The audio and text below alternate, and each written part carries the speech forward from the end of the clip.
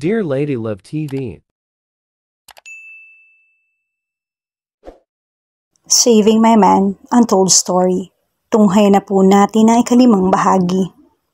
Dumating ako sa tutorial center na nawiwerduhan pa rin sa mga nangyayari. Para bang naulanan ako ng mali siya dahil nangyari sa amin ni PJ. O baka mas maiging sabihin na trauma ako. Kung alam lang ng mga kasama namin kung anong himala ang naganap dito nung isang araw. Nagkunwari lang si PJ na walang nangyari. Nagbatian pa rin kami at nagngitian gaya ng dati. Pero syempre, iba nang ibig sabihin nun. Hindi muna kami nag-usap hanggang sa nag-closing na. Inaya ko siya sa convenience store, sabi ko, libre ko. Madami sigurado kaming kailangang pag-usapan. Anong gusto mong kainin? Tanong ko sa kanya pagpasok namin sa loob. Hindi pa ako gutom eh. Slurpee na lang kaya.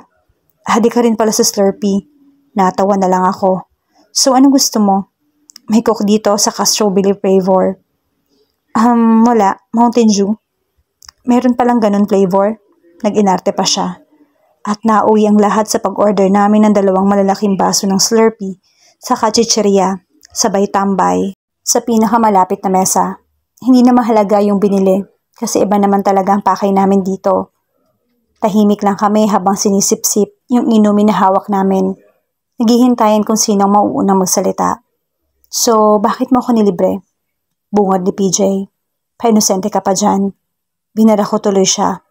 O baka nakalimutan mo na yung nangyari sa atin nung Friday. Okay. Naalala ko na rin pala. Halatang nahihiya siya habang nakatingin sa akin. Ewan ko pero parang nasapian nata ako nun. Sorry talaga. Sorry. Aminado ako nagulat ako sa mga nangyari nung isang gabi. Kahit naman sino siguro magkakaganon. Yung bigla ka na lang susunggaban ng kasamahan mo. Tapos kung ano-anong kalokohan yung nangyayaring kasunod. Pero ang hindi ko maisip, bakit hindi ako nanlaban? Pwede namang sinunto ko siya o kung ano pa. Pero hindi ko ginawa. Nakisakay pa nga ako. Nagulat lang siguro ako sa nangyari.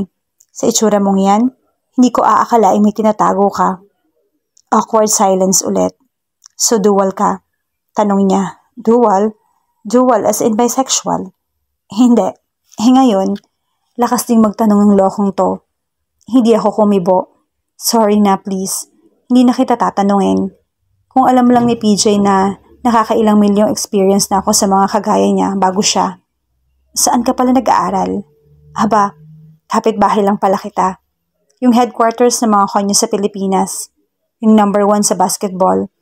Yung mga naririnig na rin akong chismis na maraming gaya niya sa school nila. Pero kung iisipin, kahit saan naman ata meron. Uso kasi. Nagpaikot-ikot muna yung usapan. Awkward moment uli. Naisipan ko ulit siyang tanungin. So, bakit mo nga ginawa? Kinikilig lang siya. Hindi ko napigilan eh. Huwag mo sabihin ginawa mo din yun sa ibang tutor. Hindi promise. Tinaas ni PJ ang kanang kamay niya. Hala ka, pangaasar ko. Malay mo may STD or HIV na pala ako. Uwe, maniwala ako sa'yo.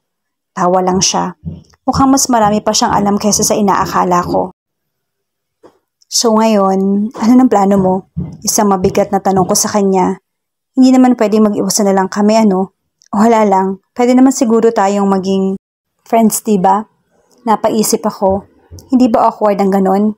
Hindi pa nga tayo magkakilala. May nangyari na sa atin. At biglang naiba ang usapan. Kung magiging tayo kaya, anong gusto mong tawagan natin sa isa't isa? Dude? Babe? Ang bilis naman ito. May pangalan ako, no? Gino Ignacio. Jean. O kaya, Rai? Besides, hindi naman tayo. Boom. Ang sakit siguro nun sa kanya. Seryoso naman to. Pero nagkusa pa rin siyang iabot yung kamay sa akin. Sabay tago na mukha niya sa suot na hoodie. Nagkangitian na lamang kami sa isa't isa. Sa text at sa Facebook na lang kami nag-uusap kapag walang trabaho.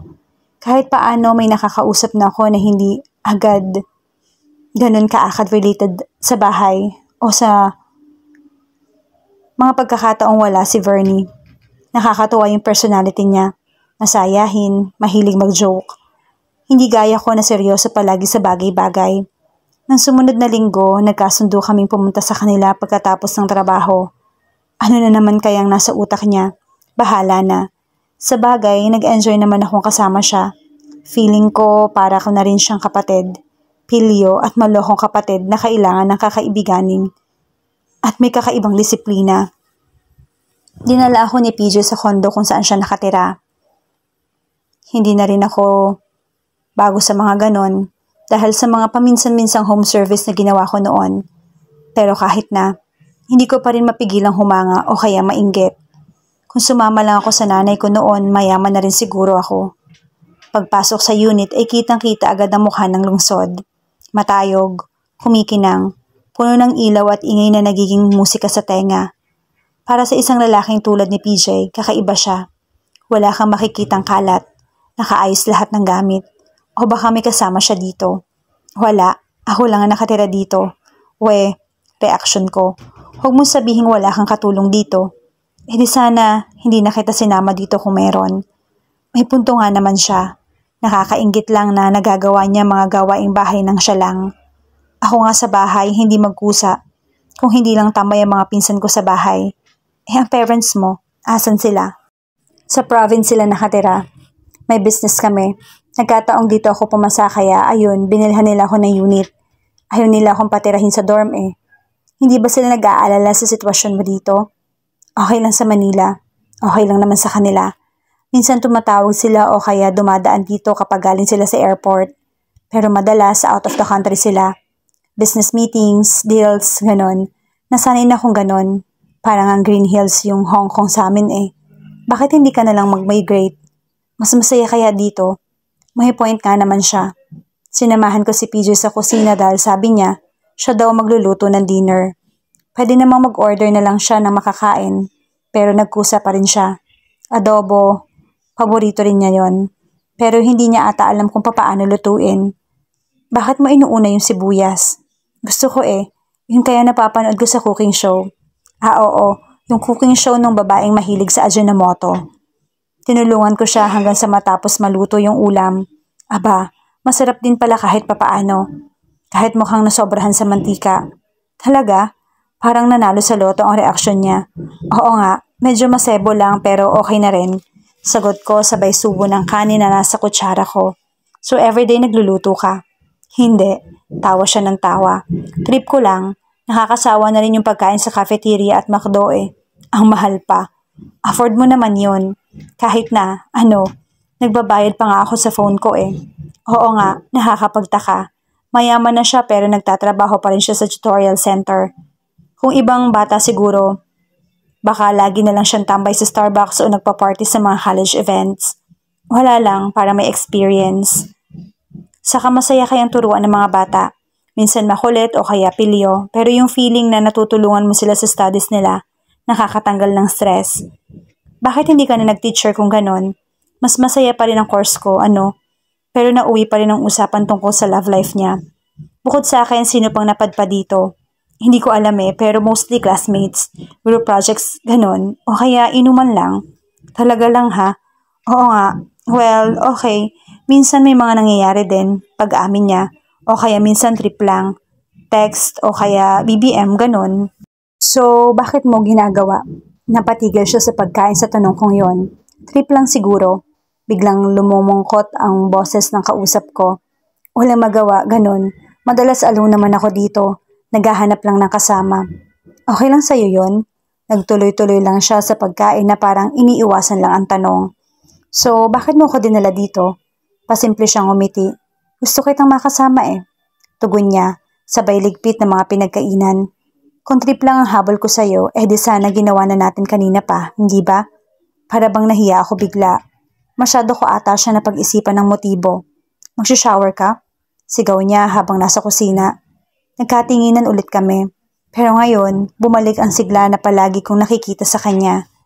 Nakahalata lang ako sa higaan ni PJ. Nakatingin sa labas habang hinihintay siya matapos sa shower.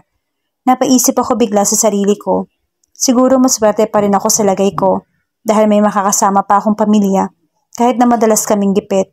Sa isang banda, heto si PJ. Mayaman nga pero kulang sa pagmamahal ng pamilya niya o ng kahit na sino. Nagulat ako nang itulak niya ang pintuan ng kwarto. Akala ko tulog ka na. Siyempre hinihintay kitang matapos. Hindi na kailangan, sagot niya. Tumabi siya sa akin. Hindi ka pa inaantok? Hindi pa. Isinandal niya ang ulo niya sa dibdib ko.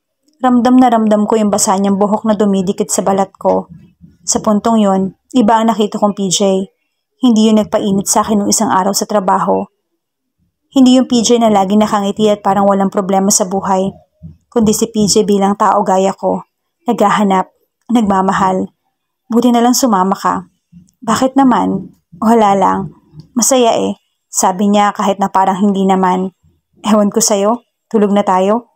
Hinaplos ko yung ulo niya, pahiwatig na ayos lang ang lahat. Nagising ako inabukasan, naninibago kung nasaan ako. Sa tabi ko si PJ, yakap-payakap ako na daig pa ang nakayakap sa teddy bear. Ewan ko kung natatandaan ba niya yung pag-iyak niya kagabi at yung lahat ng pinag-usapan namin. Kung alam lang siguro niya ang itsura niya kapag tulog, masaya na para bang wala ng bukas. Makabangon na nga. Bakit ang lagkit ko? Hala, may nangyari ba sa amin kagabi? Ang sama ko.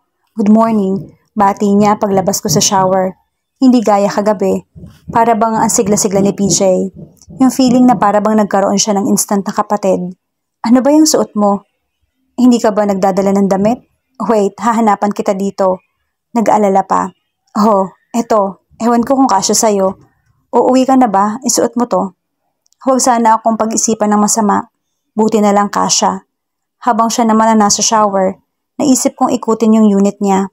Wala ako masyado makita bukod sa mga trophies niya at collection ng kung ano-anong anime figures.